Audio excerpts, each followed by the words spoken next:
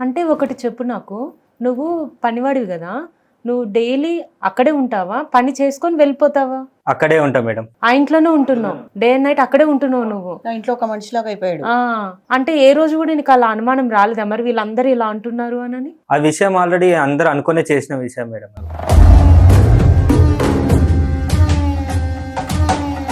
Oh my god. అది matter.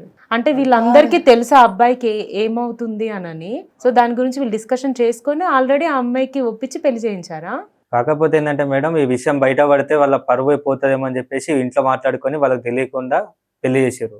Okay okay, కావాలని పాపం అమ్మాయి జీవితం నాశనం చేసారు. క్లియర్ గా నాశనం అయిపోయింది జీవితం. నువ్వు ఇందాకేమన్నావు? రాగానే వచ్చి కూర్చోగానే ఏమన్నావు? మంచిగా. అక్క సమానరాలు అనలే నువ్వు?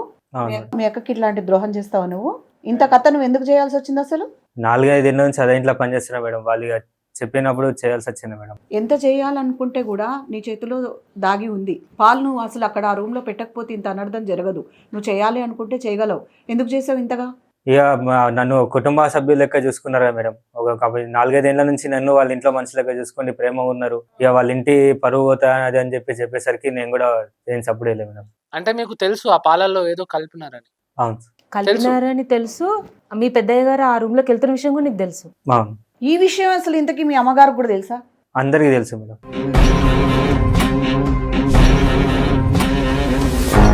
నువ్వు కూడా ఒక మనిషివే. మంచి చెడు ఏంటో నీకు తెలుసు. ఒక ఆడపిల్లకి అన్యాయం జరుగుతుందని తెలిసినప్పుడు నువ్వు డైరెక్ట్ గానా లేదా ఇండైరెక్ట్ గానా ఏదో ఒక విధంగా అమ్మాయికి చెప్తే తన లైఫ్ స్పాయిల్ కాకుండా ఉండేది కదా. అదే మీ చుట్టాలలో ఎవరికైనా, మీ ఇంట్లో ఫ్యామిలీ మెంబర్స్ ఎవరైనా ఆడోళ్ళకి ఇలాంటి పరిస్థితి వస్తే నువ్వు చెప్పేటోనువా కాదా? ఆల్రెడీ నేను చాలా సార్లు మేడంకి అదే చెప్దామని చూసిన సార్. కానీ ఆ మేడం ఎందుకు విచిత్రంగా అనుమానంగా వచ్చేసరికి మళ్ళీ ఎందుకు ఇబ్బంది అవ్వద్దని చెప్పేసి ఆగిపోయినా. అందుకేనా తన వెనకాల తిరిగింది మీరు? అవును మేడం. ఓకే, అదండి మ్యాటర్. మీకు నిజం చెప్పడానికి తను ట్రై ప్రయత్నించాడు. చేశాడు. మీరేమో కానీ తప్పుగా అనుకున్నారు. మేము కూడా అసలు నువ్వు చెప్తున్నప్పుడంతా నాకు దీని మీద బాగా అనుమానం ఉండే. అవును బాబు కరెక్టే, కానీ నువ్వు ఇంత ఒక అమ్మాయి లైఫ్ స్పాయిల్ అయిపోతుందని తెలిసి నువ్వు ఎందుకో కాపాడలేకపోయినావు? నువ్వు ఇంకో థర్డ్ పర్సన్కి ఎవరికైనా వెళ్ళి పరుగున వెళ్ళి ఎందుకు చెప్పలేకపోయావు? ఈ విషయం చెప్తే నాది కూడా కొంచెం ఫ్యూచర్ దెబ్బ ఉంటుంది మేడం. నీదా? నీది అంటే? ఎందుకు ఇదెందుకు దెబ్బతింటది? నాకు మా పెద్ద మేడంకి లింక్ ఉంటుంది మేడం. లింక్ సరిగ్గా చెప్పు. నాకు మా పెద్ద మేడంకి సంబంధం ఉంది. మీ ఇద్దరికి, ఆ. మీ పెద్దమ్మ గారికి నీకు? అవును మేడం. ఏం సంబంధం? అక్రమ సంబంధం. అక్రమ సంబంధం. ఈ ఇంట్లో ఏది సరైంది కాదేమో, ఏది సరిగా లేదు.